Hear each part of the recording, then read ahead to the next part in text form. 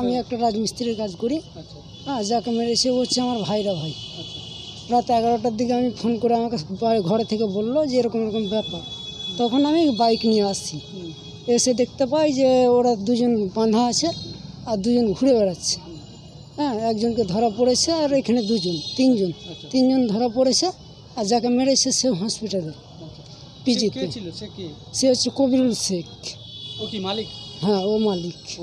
হ্যাঁ, ওখানে একটা হেডমিস্ত্রি গিয়ে চালাতো। আচ্ছা, লেবাররা মালিককে মেরেছে? লেবাররা মালিককে মেরেছে। কেন মারলো? কি শুনলে? কিছু ঝামেলা হয়েছিল? ঝামেলা বলতে ওদের কি নিয়ে খাওয়া নিয়ে ঝামেলা হয়েছিল। যে হেডমিস্ত্রি বলেছিল যে তোমরা একাই খেললে তো আমাদের জন্য তো 2 পিস রাখতে পারতে, 1 পিস করে। হ্যাঁ, ওই নিয়ে মারপিট। ওই নিয়ে মেরেছে।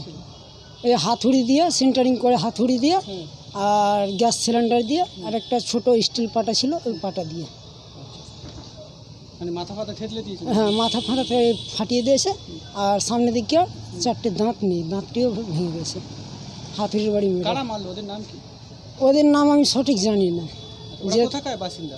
ওরা হচ্ছে পাকুড়ের। পাকুড়? কোথায় ওটা? ওটা হচ্ছে আপনার ঝাড়গ্রাম পাকুড়। হুম।